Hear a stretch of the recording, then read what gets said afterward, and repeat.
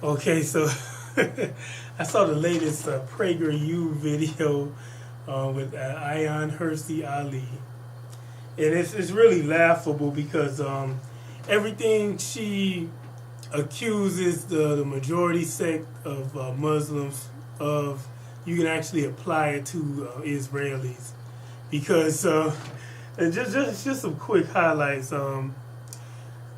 Now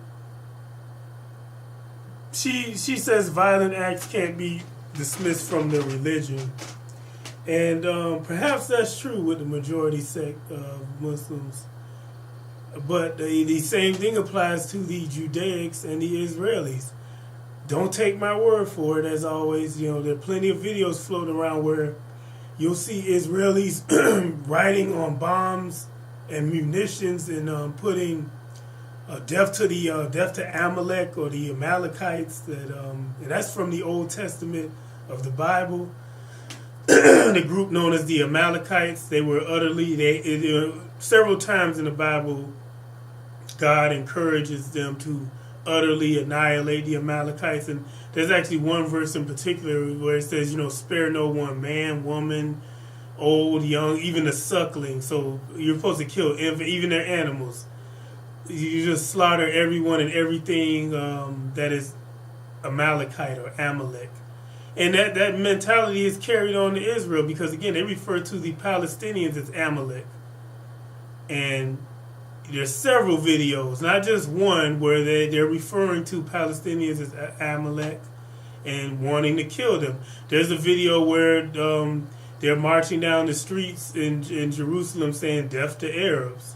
So this whole notion that religious violence is only relegated to Muslims needs to be exposed, because hey, look, I agree with exposing bad behavior from all sides. So if you're going to do it for one, do it for all. And then another thing I found laughable is the fact that she mentioned in academia and in media, you can talk about Christianity despairingly, or actually you can criticize it, and but you can't. She says you can't do that for Islam. It's like nothing could be further from the truth. All one has to do is look at Fox News, the books. If you go to any bookstore, books on the shelves, Politically Incorrect Guide to Islam, where the author of that book actually had the nerve to say that the Crusades were a defensive war. So there's plenty of critics of Muslims in the mainstream press. I think Robert Spencer's been on every mainstream station. Bill Maher. The list goes on and on. And in academia, you can criticize Islam without getting in trouble. Now, can you do it in certain areas without not expecting violence from majority sect Muslims, especially Salafis? No. Now, conversely, you cannot criticize Judaism.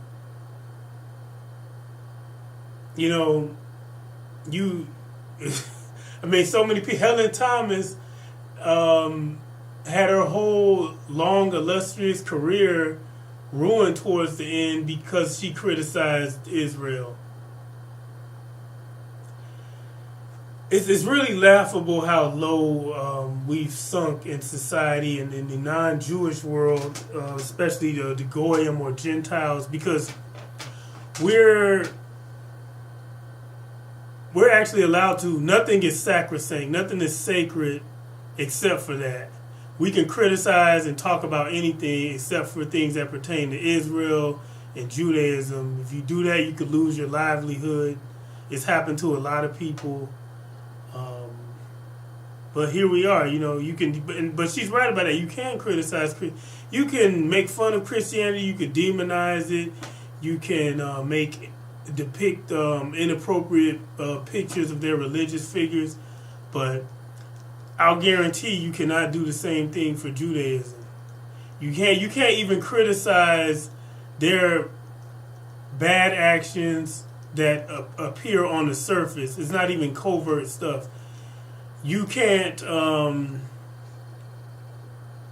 even talk about things that they say. So, for example, his name will come to, I believe it's Joel Stein. I could be wrong about this, but it was with the L.A. Times, and he's not the only one that is Jewish who actually said that they control the U.S. media, the government. Well, he said they run Hollywood and the government, and he says, I don't care if non-Jewish people know, but he said, I just care if we continue to do it. Now, if you mention that, if you're a mainstream pundit, so let's say some miracle happens and Sean Hannity or one of these right-wing nut / paid troll, they're really trolls, well-paid trolls and puppets. One of these well-paid puppets, if he were to bring that to the forefront, or the Jerusalem Post, or the Times of Israel, I think it's the Times of Israel, mentioned that racist chief Sephardic Rabbi Obadiah did a video about this gentleman. I can't remember the last name, but where he actually says the purpose of non-Jews is to serve Jews. Like, without that, we have no place in the world. He said Muslims are as ugly as their religion. And if you say the same thing about Judaism, look out.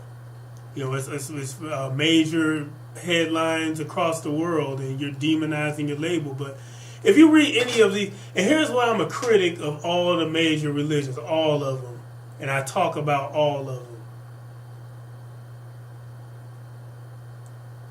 is because when you read the text, the primary documents of all these religions, you will find things that are abominable and things that we don't want in the modern world, like beliefs and practices.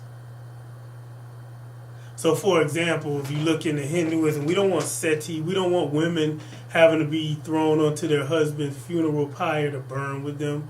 Or we don't want their racist caste system where the darker you are, the lower you are.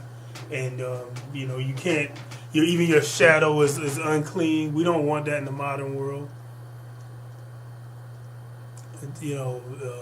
Islam, let's talk about that, because I'm an equal opportunity. Even though I identify with the faith, I can talk about, we don't want Arab supremacy. We don't want, I'll definitely speak for myself. I don't want a situation where, because of your lineage, it determines your leadership. Like, you get to be in charge of the world because you're from such and such tribe.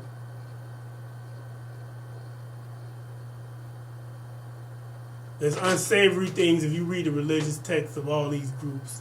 Christianity, we talk about the Bible on this channel all the time, on our Bible Thumpers segment, where we mention the contradictions. We mention the stuff like the Amalekites have to be slaughtered. Jesus said, I came not to bring a peace but a sword. You name it. So you can critique all these religions except for one. And we all know which one that is. If you critique that one, you have your livelihood threatened. If you're in a high position, you get boycotted, or you not able to make a living anymore. But since my son is in the room, I think it's a good place to conclude this video. See you next time.